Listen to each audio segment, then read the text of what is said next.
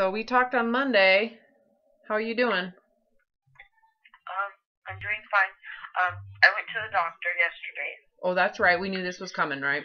And you were planning Yes, on talking to him about the actual issues at hand here. yes. How'd that go? And, well, initially, it was a sting to my pride because I am so used to not accepting or telling people I need help, Mm-hmm. even when I do, Yeah. because I'm going to take care of it. I don't need anybody's help. Oh, I'm yeah. That's independent. pride. That's pride right there. I've been independent since I was 17, so just leave me alone, and I will take care of it.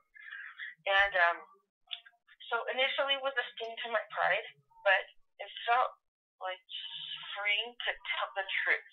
Yeah, well, because you're For not once. holding yourself to an expectation that's overwhelming anymore. Because you would probably say, I'm going to do it, but then you'd be like, oh my God, what am I going to do? Right, and then I don't do it. Yeah, that sucks because you then end up feeling worse about yourself but no one ever Yeah. questions the pride aspect of it. Shouldn't we all want to work hard and better ourselves? Well, when you're going beyond where your capacity, just saying you're going to fix it, especially just out of the pride of fixing it without understanding what it's going to take, what the cause is, what's the underlying process, how are you going to do it? So to just arbitrarily say I have pride in surviving with this and I'll do it is just cruel. So I told her about a couple things. I told her about my hypertension that has been going on longer than I told her that I said I lied to you our first meeting. I just flat out told her. So I told her the truth. Oh my God, I'm so proud of you right now. Thank you. And she ended up prescribing me. She said because it's been going on for so long that she feels that a prescription is necessary at this point. So she prescribed me amlodipine.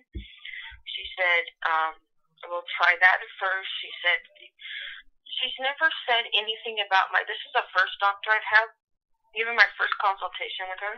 Mm-hmm. Never a word about my weight. And I remember leaving that office going, well, she forgot to say something about my weight. And I liked her for that. Like, it wasn't, you're complaining because you're fat. And if I've always had doctors do that, it's always That's so funny. You hear when you're like, well, she forgot that line. She forgot to blame my weight and then put pressure on me to, Yeah, and then eat I was healthy. like, wow, okay. Yeah. And then our second consultation, not a word about my weight. And then our third one, I was complaining. I had severe knee pain. I could barely walk. Yeah. And she said, well, so she gave me some pointers on taking care of that, which is nearly healed now. So happy. And she said, well, we'll take care of your knee, and then we'll look at the rest of you after that. And I thought, okay, I can kind of see where she's getting. Of course, a doctor is going to mention your weight and your blood pressure. And so then this was the first time, and she said, well, a reduction in weight, even just a couple of pounds might help relieve the blood pressure. Because my blood pressure was 162 over 97, and it's been pretty good for a long time. Yeah, that's slightly high. I've worked with people with much higher situations there. I mean, that's not, that's on the high end, but it's not like you're going to die, we need to put you on blood pressure meds. It's not. Right. But it has been this way for probably 5 years. Yeah. And my mom is on the same meds, and she's in complete kidney failure. So she gave me a low dose of amlodipine, and she said, just try to cut back on salt. She said, She didn't say anything about stress? Soupy salt. Well, she asked about my support system. But she didn't ask about stress. No. Yeah. No, she didn't ask about stress. Yeah, that's just not their training. Because, talking about stress would be getting into mental health. Well, But the link between stress and blood pressure is... Well, in a way she did. Okay, so then I told her also about my my binge eating disorder, and so she's aware of that. And she asked about my support system for that, and I told her that I was talking to someone new, and she asked, well, what about at home? I told her, now my husband is supportive and doesn't ever say anything about me. He met me when I was bigger. We got married when I was bigger. He just wants a happy wife. He doesn't want a neurotic, stressed out wife. Mm-hmm. So he supports whatever I need. He does, and he supports whatever makes me happy. I mean, not like go out and get me cheeseburger, but he just wants a happy. No, he's not an enabler. He's not an enabler. He just cares about you. Exactly. There's a big difference. Enablers get something out of it. Yeah. It's self-serving, Mhm. And so then I talked about my low-lying depression that I've had for a number of years, and there's actually a term for it. It's called, and I had to look it up because I didn't know what it was, and then that's what it was. It was called dysthymia, and it's where you have a low-lying depression that you don't tell friends or family. Nobody knows about. Yeah, in other words, you've spent years repressing your past. Yes. Yeah, so that's what that's called. So I want to make sure you're not getting caught up on diagnosis, because that's like saying it's a faulty system and we have a name for why it's at fault, versus this is the consequence. This is what happens when people repress and do not face their past and loss. That's what depression is. Okay. And I'm just letting you know, like, what went on during that thing. Yeah. I was like, I didn't know. It sounded like a great meeting. Okay. It sounded good to me, but anyways, keep on going. And then we did blood work, of course. Yeah. Because I hadn't had blood work in many years. And then, and then she said, well, it was okay.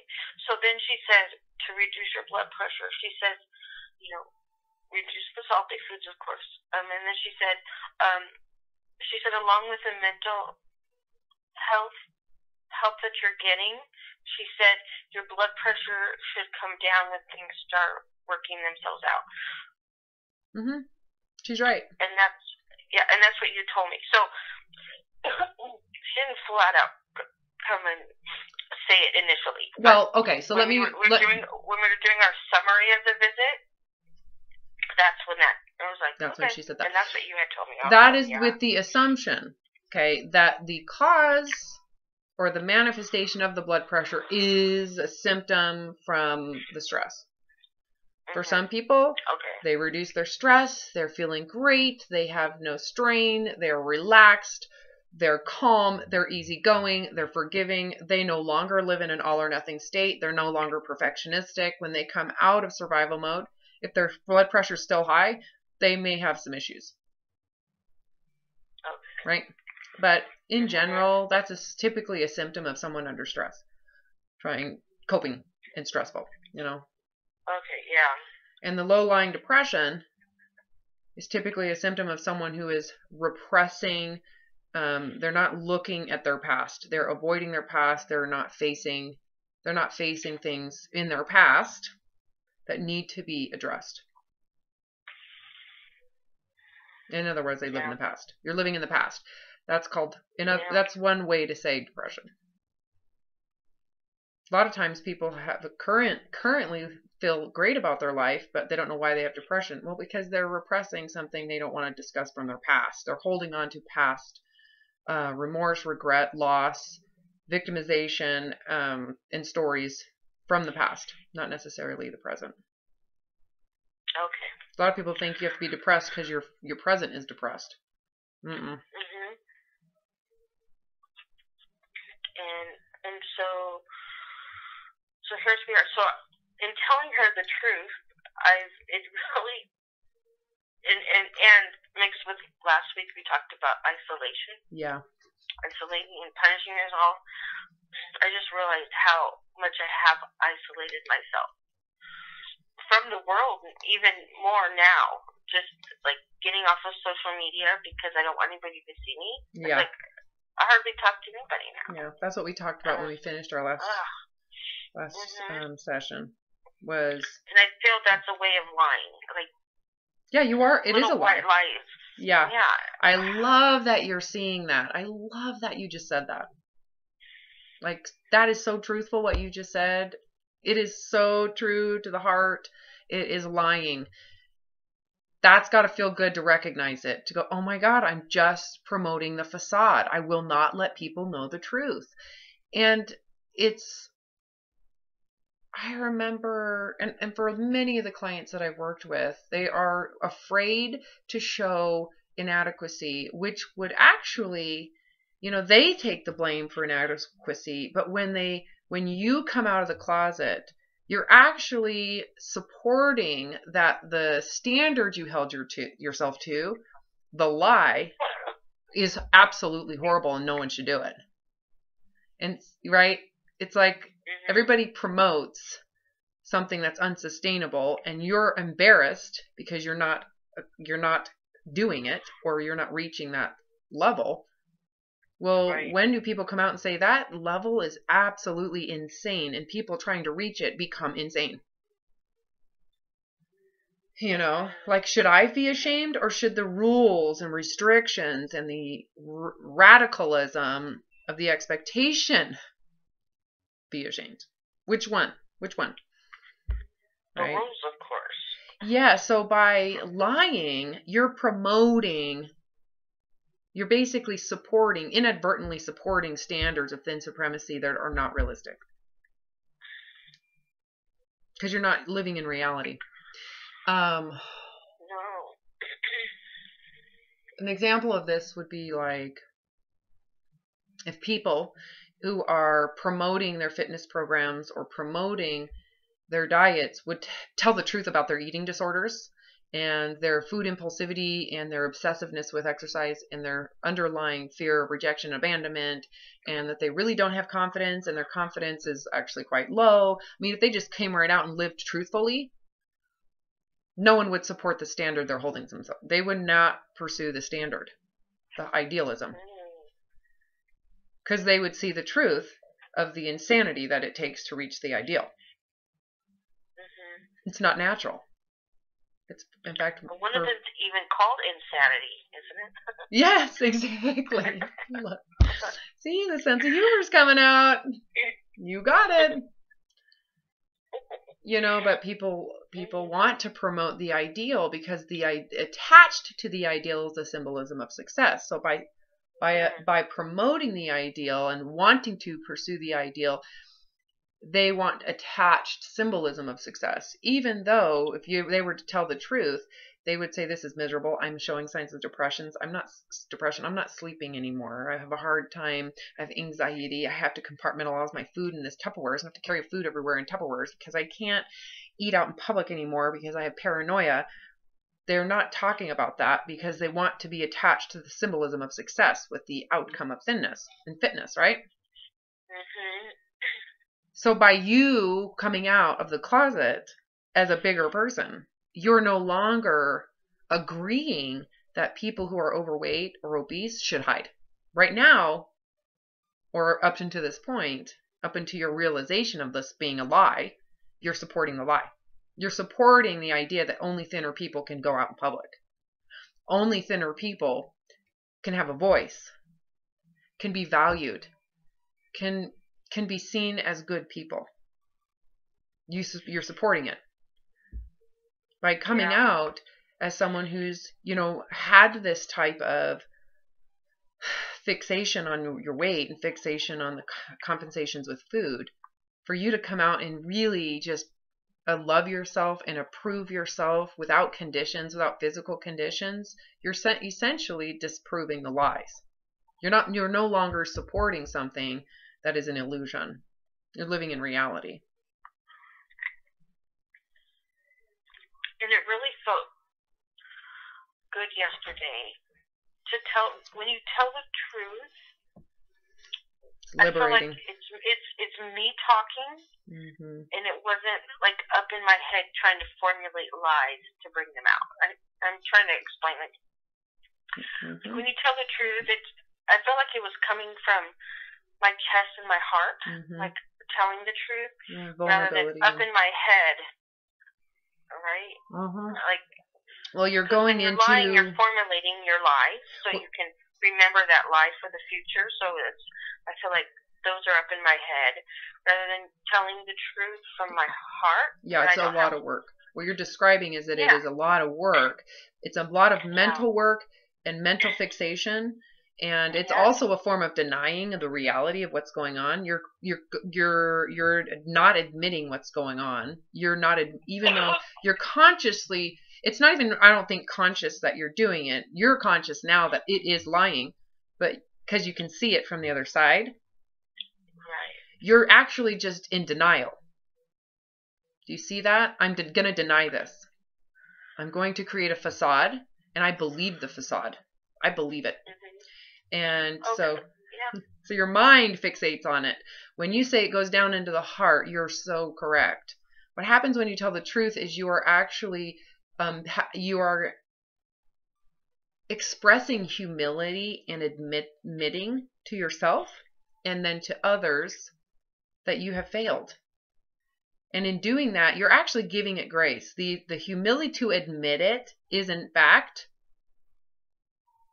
forgiveness. Denying it, hiding it, is that forgiveness? Oh, no. So by expressing it and telling, correct, by expressing it and telling the truth and going into that vulnerability requires humility and grace. You might not know that, but that combination is undoing the issues.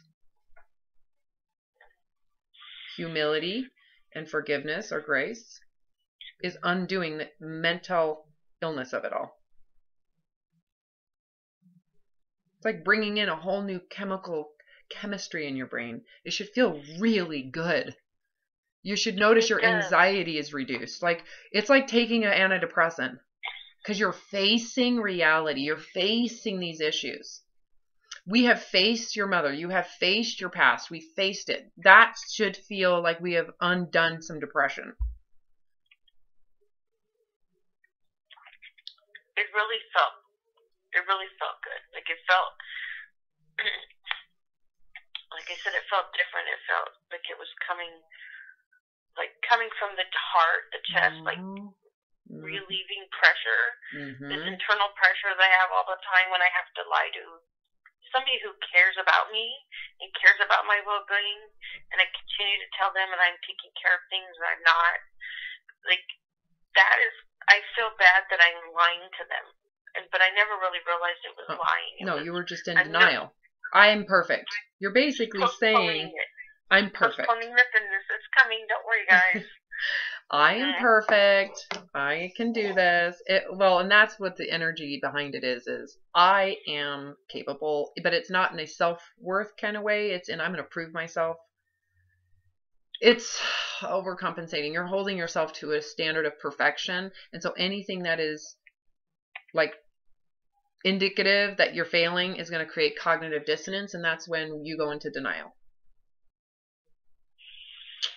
That denial increases pressure because now you have to perform to make sure they know that you're not lying, that it's real, right? You're just trying, and it becomes so overwhelming that you end up doing nothing. So you become paralyzed.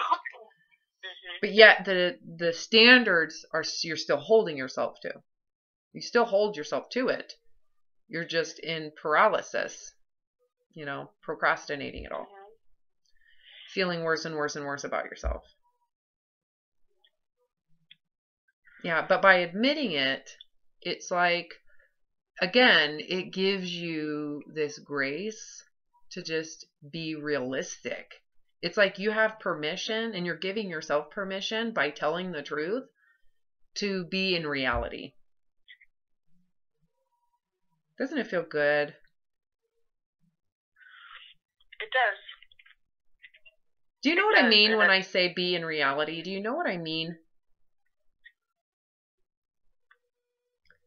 Gives you permission to be in reality. You no longer have to overreach. You mean like, no more pretending? There's no need to just be you and not have to pretend. Well, I've never had to pretend. That was all on me. But no more needing to feel like I need to pretend. Yeah, and to perform above and beyond your actual ability. That's not in reality. That's like living in a fantasy, right? So you'd be like, oh yeah, I'll get rid of it. Like, oh yeah, I can handle this. That was because you didn't really understand it. That's like living in a fantasy world. Like you're promoting a fantasy. It's like promoting the fact that, oh yeah, I'm going to win the lottery. I'm going to spend all this money. Oh, for sure I'm going to win the lottery. Let me go spend all this money. You know, like living in a fantasy. So when you tell the truth, it's like saying, I am in my reality and I'm not ashamed of it. So it's not worthy of shame. If it was worthy of shame, would you tell the truth?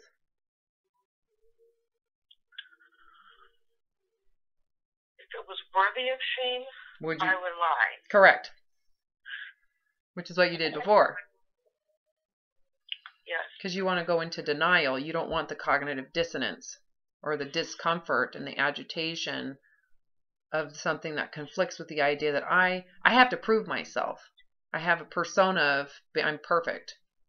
I can handle this. You know, there's a persona you might have created that wouldn't allow you to just be in reality. And, you know, surrendering that compensation of perfection has allowed you to have the grace and the humility to just be in your reality.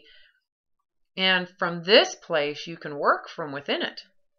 You work from within it. So now you're being truthful. And don't you agree? Don't you believe like you should just stay in this truth? Just continue to live in the truth. If insecurity arises, expose it immediately. Don't hide it. Don't deny it again. Why would you do that?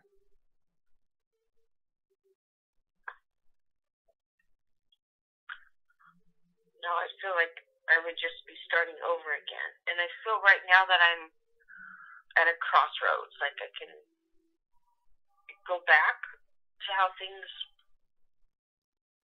were before I ever talked to you. Or I could take all these tools that you have given me and take another direction. And I don't want to go back. But I've never felt I've had another path before. And now I feel like I do. Yeah, and we don't even know what the path. Yeah, we don't even know what that path is, but it is absolutely different, right? So it should kind of feel like you're a kid. Like I'm just starting over. I'm like learning a new way of being, and there's no rules. There's no new program. Don't you love that? I do, and I never imagined that. Yeah, the program, if we say there is one, is that you listen to your heart now.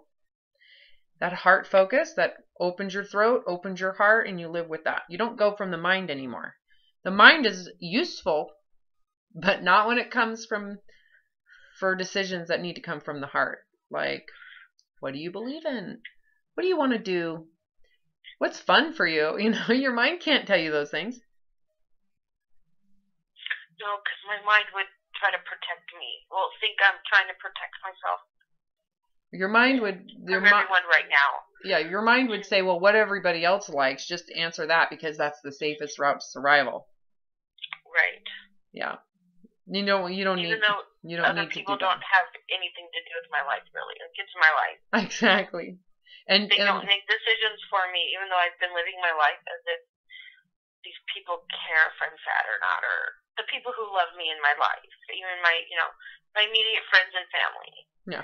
They don't care if I'm fat or not. No, they care about I've been living my life as if they have. Mm-hmm. In a way, Yeah, and that's you, That's all me. But I and a realize lot of now. people will care for you and they'll care about your weight and stuff like that only because you do. Right. And they've seen my mom's health, and people go, well, your mom is on dialysis. Do you have high blood pressure too? I can see where people would be concerned that way. Because, of course, they don't want me to end up on dialysis. Yeah, because they don't understand it. They don't understand any of it. Mm-hmm. People who have an opinion think they understand it. And they'll give you their opinion. Always. Right? Because they know. And you just take it and go, thank you. Okay.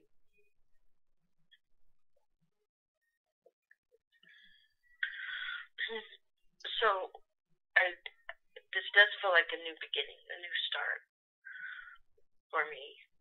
When was the last time you binged? Oh, about 2 weeks ago. Yeah, not that I care or we're counting. We're not. I'm just curious as to when the last time was. 2 weeks ago. Has this been hard for you? 2 weeks ago. Has it been hard to not binge, or has this been pretty effortless? It hasn't been hard to not binge. I have thought about it. Mm-hmm. And I'd like to get to a point where I don't even think about it. Mm-hmm. But I've had, like, does a mini binge count? Totally. Yeah, but mini binges are different than a big binge. You could say, because it's not black and white. Binging isn't necessarily black and white. There's lots of gray. Okay. So my last big binge then was 2 weeks ago. Was that before we started working together? No, it was after, because then I got stressed at realizing that I have so much to deal with. But I want to say it was a positive binge. It was just, instead of just coming home and just dealing with life, I binged because I realized I have work to do, and I was thinking about my past. Oh, and you probably felt like you couldn't handle it. Yeah, that's what. I can't handle it. Yeah. Yeah. So, but I haven't had a major binge since then. No. Yeah. But I know that I can now. And I'm not going to say binges won't ever happen. I wouldn't either. I wouldn't either, because you need to stay present with how the process is working. You need to stay present with as things arise. If you just say, I'm not going to binge anymore, then that puts pressure on avoiding binging, and then you're probably going to binge, But the binging, if you really look at it, if you even look at the last time you binged, how much of that had to do with the fact that you felt inadequate, incapable, and you felt bad about it. Again, it's like saying you're going to fail and going into that denial. You suck. You failed. You can't handle it. This might not work.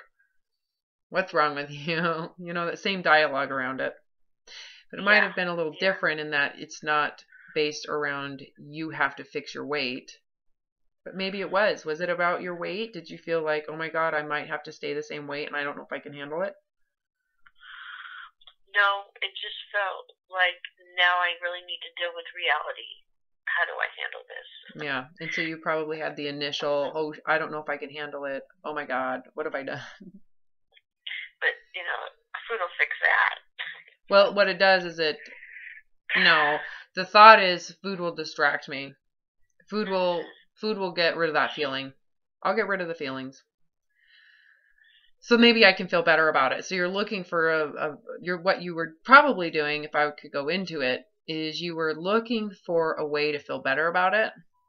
And you probably binged and didn't feel better about it and realized that and you just felt like shit. That's true. Mm-hmm. Yeah. That's probably why you said it was a good binge. Because it made me realize that it was doing nothing. Diet binge. Yeah, it wasn't a deprivation diet binge. It was hiding or trying to get medicating. Like, maybe this will get rid of it. Maybe this will get rid of it. Maybe that'll get rid of it. I'll just binge see if it get rid of it. And it felt like crap, didn't it? Yeah. Yeah, it probably didn't have the same euphoria. And that, in the end, probably made you feel not bad about it, but like, well, that was dumb. Like a complete waste. Yes. Yeah. Oh, I'm so connecting with that right now. Is that hitting the nail on the head? Completely. Yeah. Yeah, that was a good ending. I would agree with you. That's a great way to end binge eating right there. To go, that was a waste. And now I'm in pain. And I still have to face reality. I have to look at what I've avoided looking at, which is why I'm depressed. You didn't know that, but that's what it is. And by looking at it, aren't you so glad? It was so easy. Yeah. You were ready to. I mean, we've talked about it. You're like, I might not have been ready to do it, but I was certainly ready to do it. And my God, it was easy. And I'm so glad I did it. And it was beneficial. Right. You feel more connected to your mother, more loving, more kind. You gave yourself grace, compassion. You gave your predator grace and passion, your mother, and you're connecting. And now you're just living in reality. And it's so easy compared to what you were doing. You could probably look back at the way you were living too, especially, again, when you're in denial, the amount of work it takes, like you said, you lie and you have to prove it. So now you're living in denial and constantly having to cover up what you've done because you have to stay in denial. So it's just torture. And you come out of this and you're like, if I just tell the truth, so I go into that vulnerability of reality, give myself grace, give the person who may not understand it grace, and now I don't have to work so hard. It's like immediate ease. It is. Yeah, and that's how I felt yesterday when it was telling the truth. You know, somebody asked me a question about my blood pressure, and I've always lied about it, and then just telling her the truth. It was like, well, that was easy. Like, how difficult was that? And admitting, it was almost admitting defeat, but it was okay to say, look, I didn't. The way I've been doing it has sucked, and I cannot pretend anymore. I love that you said it that way too. It is like saying, I failed. I'm white flagging it. I'm done. The way I did it sucked. I can admit it. Yeah. And not to feel that you suck because of it. The way you did it and the way you handled it was a complete and total failure. It couldn't have turned out worse for you. Right? But it's not you that was a complete and total failure. You get an A+. You kicked ass. Look at all the work you did. Think of all of the incredible level of work that took. So in terms of effort, A++++, you get a PhD. In terms of outcome, failure, a total and complete failure. Right? Are you catching what I'm saying? And it's okay to admit it, because then you can start over. You don't have to keep on doing the same thing like an indentured servant to continuously pound yourself into the earth because you think it's going to do something good when in reality it's doing horrible things. You know what I mean? And those things build on each other. Like the past, when you're lying, you're lying to yourself and looking at your past one way, and then you're treating yourself a certain way in the present. You've got your past and your present colliding and you're working with both of those. Yeah, and everything is to support the past, and it's to support the perception you have. It's not necessarily supporting the reality of the past. It's supporting this angle you took. And I'm right, and I have to prove I'm right. Right. And they're just...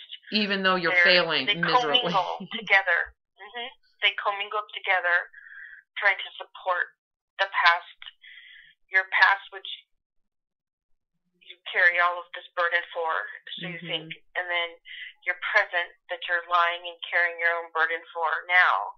You're carrying like two separate lives. And it's burdensome. It's heavy and dark and burdensome. Yes. Because you don't have any freedom. Yes. You're a slave to it. You become, it's like you become an indentured slave to it, and you lose yourself. You actually lose life. You're not really alive. It's like being a ghost stuck in a past paradigm. I don't know how else to describe it either, but I think you did describe it so well. Doesn't it feel good to be able to express this? It really does, Robin. Right. Well, and you're capable on this side of it going, oh, this is what I was doing. Oh my God, this is what it felt like. You can do it on this side of it. It's very, very difficult when you're stuck in that denial to express this. You can't express it. You have to keep it bottled in. You have to stay in denial. Because the facade has to be presented to yourself. Correct. Oh, it's so torturous. It's like a terrible form of hell. It's like, I always say this, it's like you signed a contract with the devil. Whew, and it was a terrible one, wasn't it? It was. And the only way to get out of it is to tell the truth and to admit it to yourself.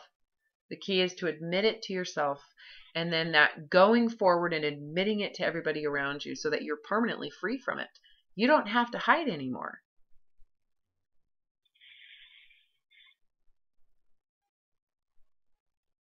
You don't have to hide from yourself, right? It's like it should feel light and airy and bright and hopeful and easy and infinite. Like you can do anything. I remember coming out of that really feeling like if I can handle that, what can't I handle? I mean, honestly. It gives you a sense of competence. Would you say that at this point you feel competent? That given a challenge in relation to what you just came out of, is there anything you can't handle?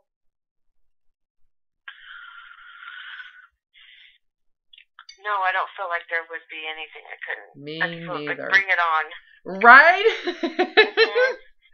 That was such a good feeling when I had that moment. I was like, holy shit.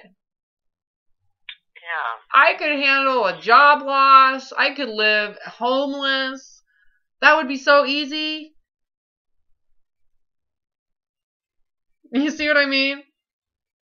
It's like, that's nothing.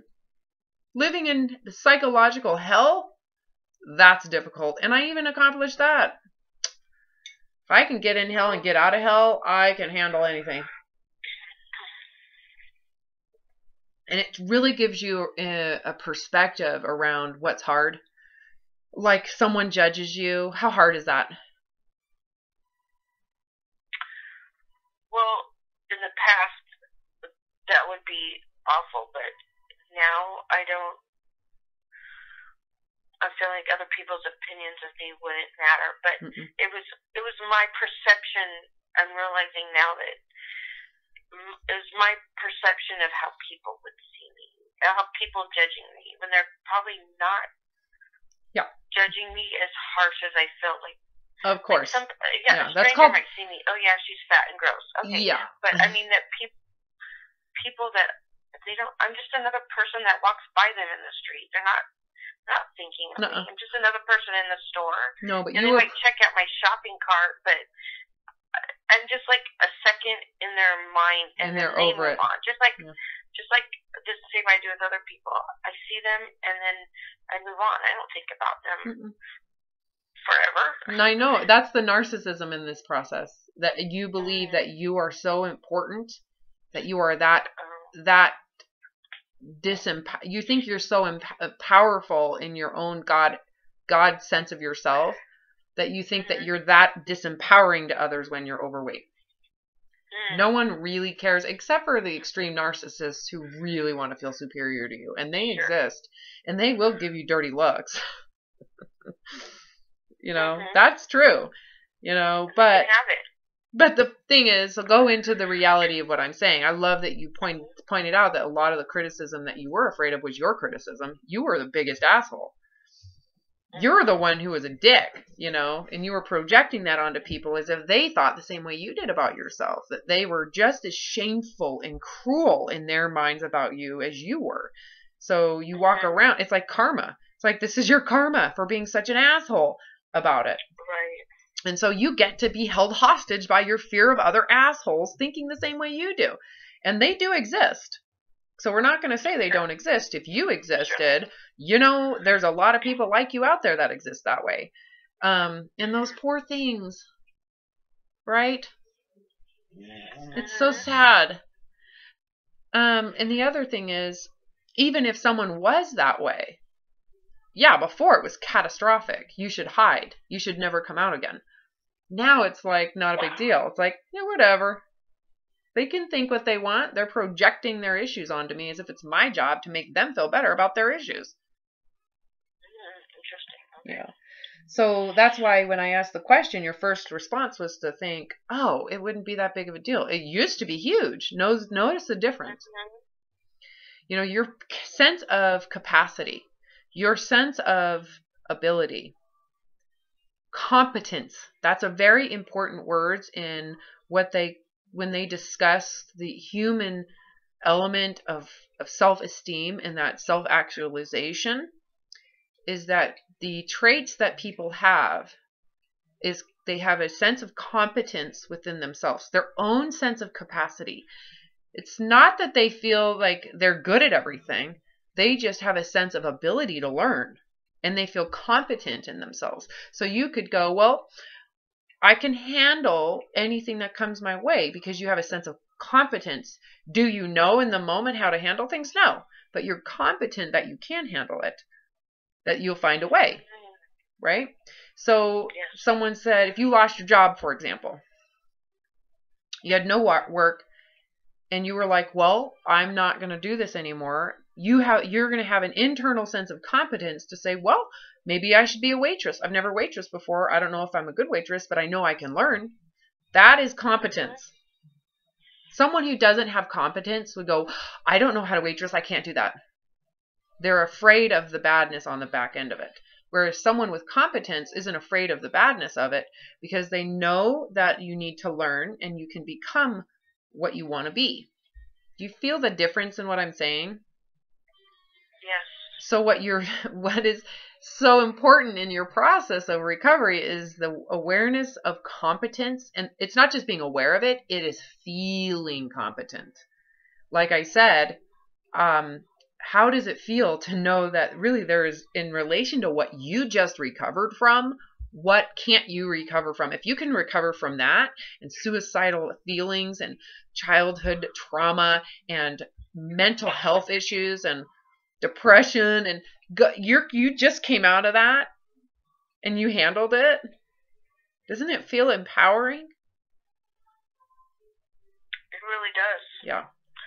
And it feels like I'm looking for, like, what's the next step? Right? Oh, I love that feeling. Like, bring it on. Bring it on. So that feeling goes into going into that space of, I don't know what's there. I don't have a sense of who I am, but I know I'm competent to figure it out. Because that's the sense of newness you're feeling, which is like, I have no plan. I don't have a program. I know I'm married. I know I have a husband, a house, and a mortgage, and I have a job, and I have to be there on time. And those are basic fundamental things you have to manage. But like when someone says, what do you like to do? You're going to go, I don't know yet. It's going to feel like I'm a little kid. I like to read. What type of books do you like to read? Well, I don't know. Right. I'm still learning. I'm finding that I enjoy this, And it can change too. So you're never really committing to one way of being. That's something I learned too, is I never commit to one way of being. I will never do that again. Because I want the freedom all the time. I want the freedom to go into studying the HCG protocol and really understanding it. And now I've got the freedom to go into mental health issues and dieting disorders and mental illness with eating disorders and trauma, in the hopelessness that people live in. I'm like interested in that, and I'm going to evolve out of it. Someday I'm going to stop posting these videos. You won't see me ever again. You know what I mean? Because I have permission to just constantly evolve as an experience here on this planet, you know. Maybe I'll get into singing or painting. Who knows, right? I can figure that out. I don't have to be defined by anything. And you can do whatever you want. Yeah, and it can be, it's permanently forever evolving. That to me is so beautiful. That is so beautiful. It brings me to tears.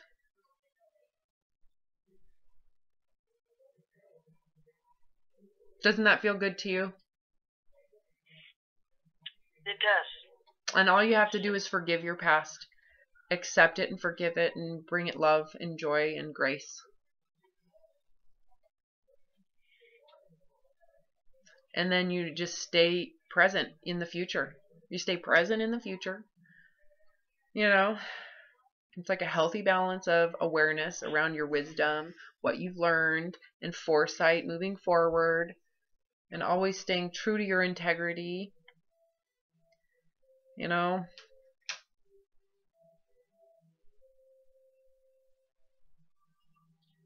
it's hard to explain this. Don't you agree? Like, if you had to write a book about this, how would you write about it?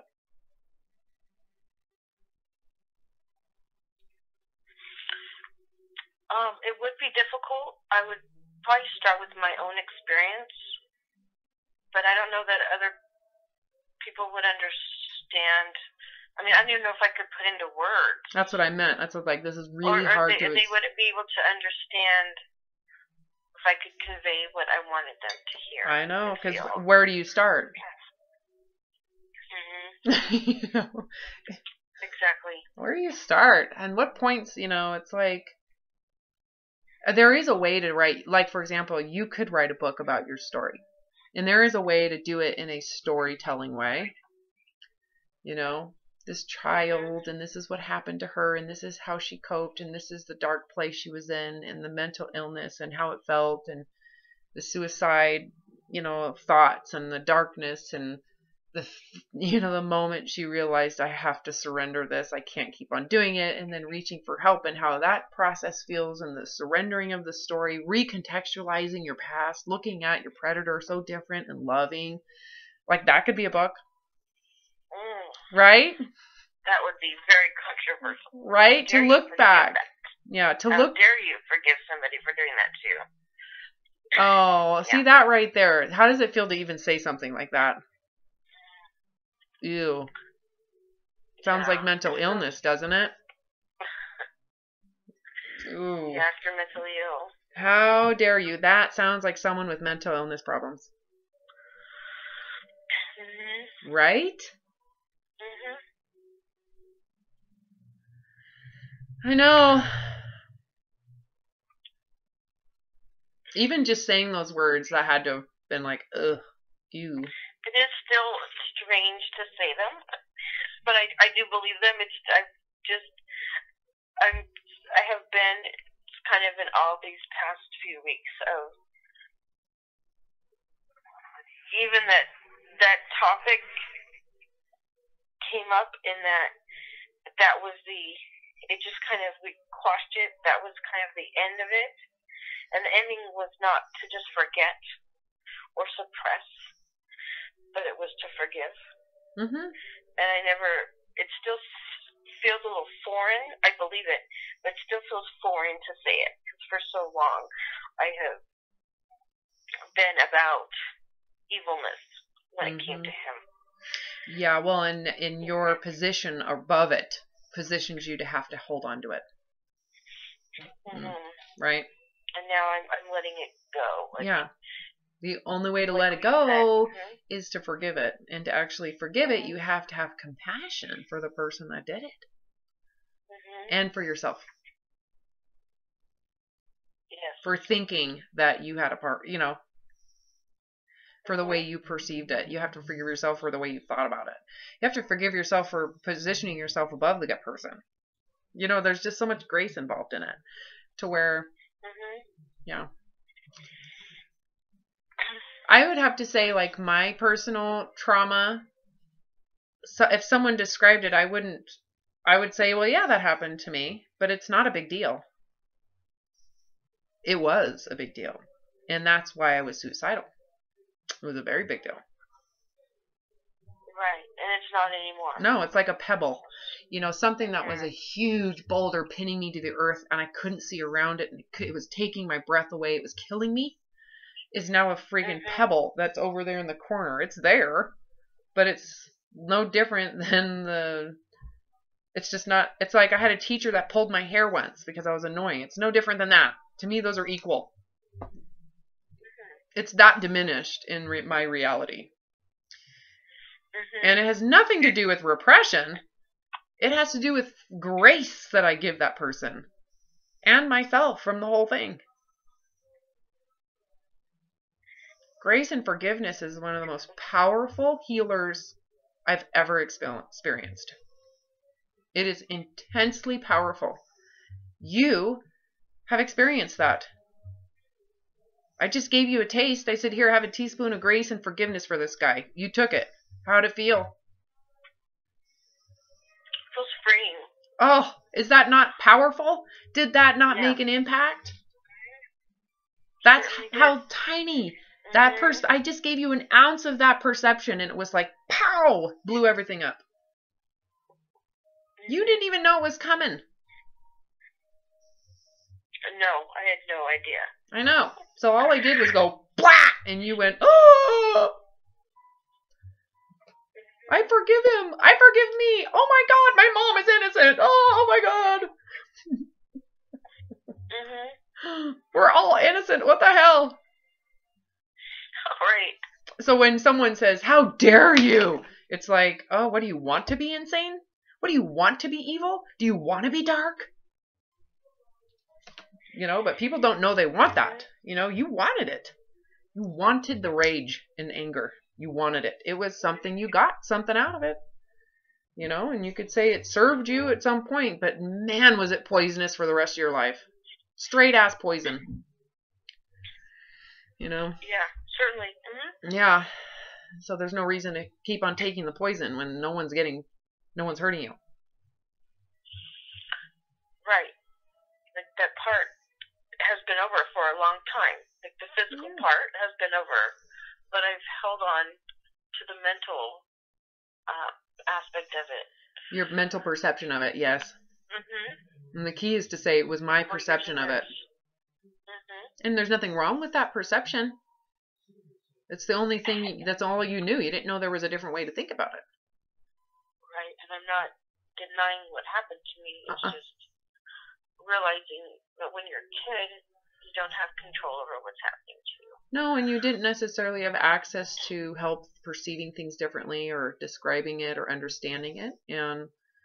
And you can blame who you want, but it is what it is. And it was, if anybody else knew there was a different way to look at it. And the sad part about it is a lot of the emotional and mental health out there giving you help, they wouldn't know how to do it either because they're scared of what has happened to you. They're scared themselves about what happened to you. How are they going to help you if they're scared themselves? They can't. They're going to tiptoe around you. They tiptoe. I don't want to trigger her. She's crying. Oh my God, it must be terrible. Oh my God. Oh. And it sucks because you're being treated like you couldn't handle it. Exactly. And the reality is you totally can handle it. And you did handle it. And you can handle it again if it happened again. Now that you have an awareness of changing your perceptions, you can change the way you see things from so many different angles. The goal when you have an experience is to open your mind to witness it from the angle that gives you freedom. Okay. And what angle gave you freedom this round? The angle of grace, forgiveness, and compassion. And you'll find that that route is always a winner. Always.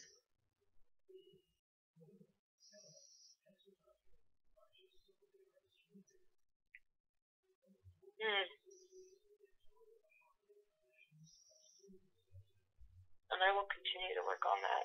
Right? I know it. You got to live in it. That's the way I say it. It's like I know I'm capable now of being hurt and experiencing pain. I'm not afraid of pain anymore.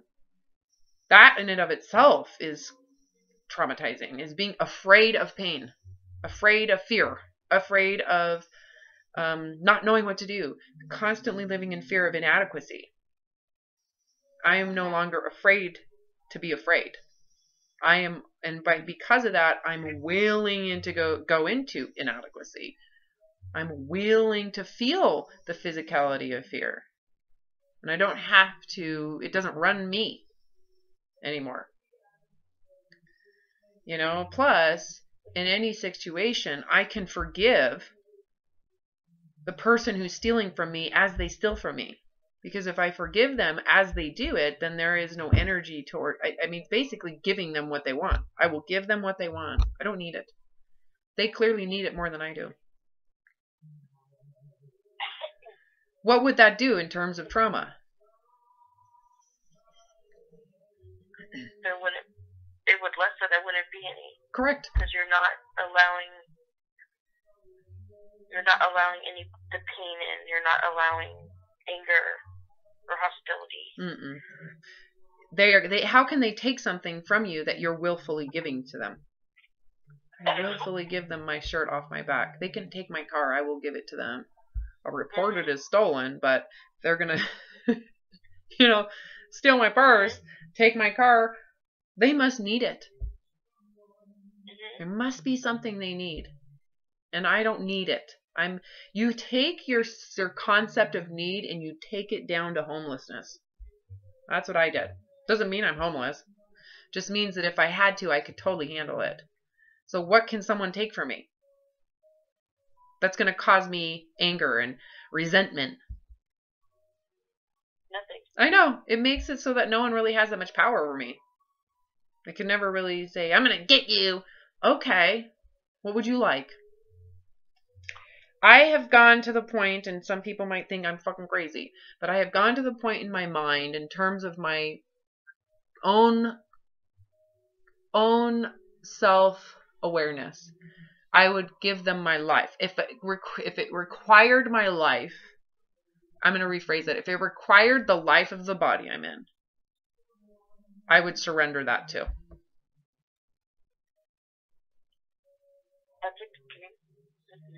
Right? I was going to get murdered. I would do it peacefully.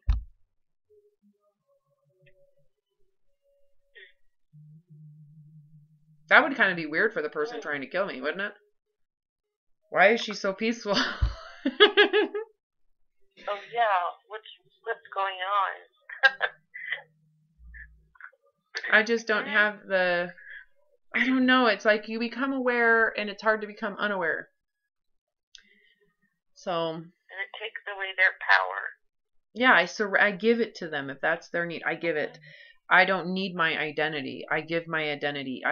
The idea of Robin, I surrender. That has allowed me to fully experience life so far in such a beautiful way. It's hard to express, It has allowed me to feel connected with total strangers. You are a total stranger. I've never seen you. Right? I check my phone and I only know your first name. I couldn't even tell you your last name right now.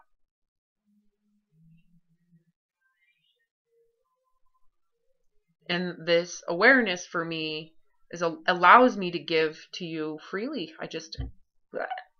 You know what I'm saying? Mm-hmm. That's very powerful. Yeah, because I have nothing to hold on to, you know. What do I have to hold on to? I have no pride, clearly.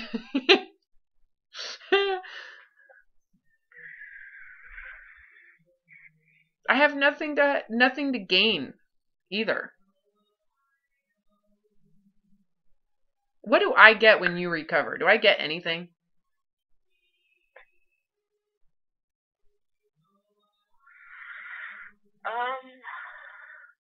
From me, like, technically, I mean, aside from thank yous, no, like, your life remains the same. Yeah, like, nothing's changed. you don't get an extra room built onto your house or an extra dog or, like, your life goes on, right?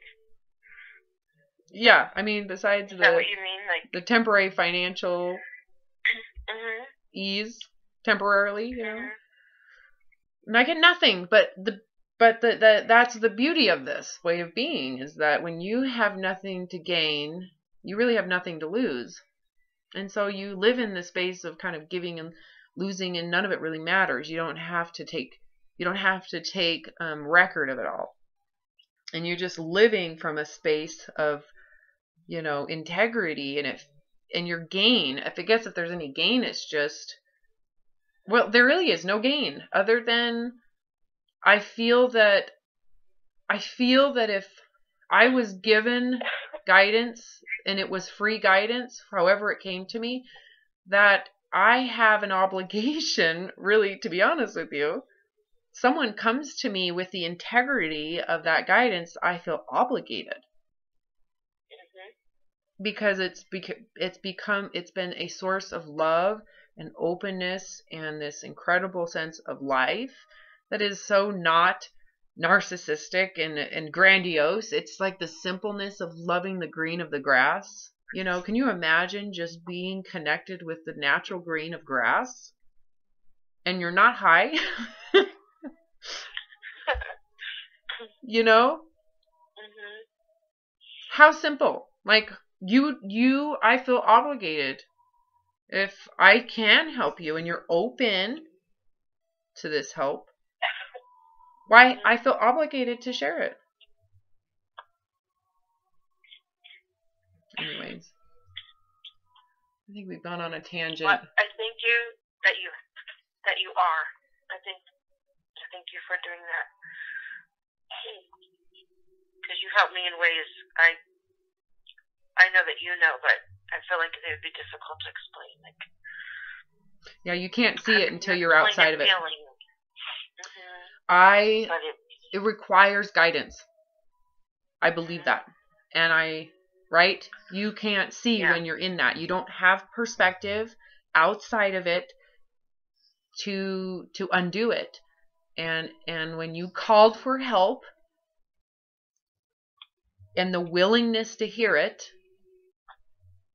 and the humility to admit it, okay, that right there, a lot of people are not humble enough to admit it. They are not humble to admit it to themselves or to me or to anybody. They don't get it. They don't get it. But you were humble enough to admit it, and that stung. Am I wrong? No. Mm-hmm. It is. It's a bite. Very difficult, to admit that I can't figure it out. Yeah. I thought I could. I've been trying. I thought I was working on it. And it was all wrong. Yeah. And now I need help. I'm surrendering myself to fixing it and listening and finding a way to make it better. Mm-hmm. And that's when you are a good student, right? You became a student at that moment. And so the guide shows up, ping, and it's done. And I feel that's what happened to me. It wasn't a person. I don't know what happened.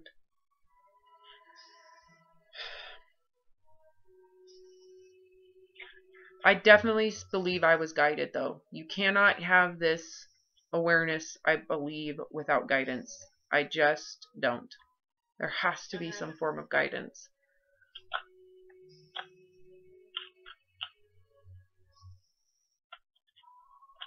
I could be wrong.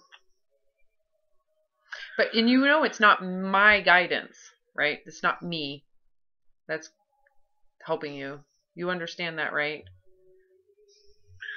Well, you're giving me perception and tools and... But that's coming from a perception. That isn't my perception, right? So that comes from an awareness. That awareness exists whether I'm aware of it or not, right? So I might say, you might say that I've developed a sense of it, and I'm just sharing the sense that I've developed. And you are developing that sense now. Does that make sense? Yes, because now I have to live in it. Correct. And you have to have, you are now in using that sense. And you won't need me real soon, like fast. You're going to be like, oh, dude, I have that awareness. I have that own. It's like you grew I like to call it like a radio, like an antenna. Like I'm growing an antenna and it gives me a new sense of things, you know? It's like a radar system. So it's not me that's guiding you. It's, I have this awareness, and that awareness I'm just sharing with you. And as I share it with you, you'll notice that your awareness is getting bigger too. And you have access to the same awareness.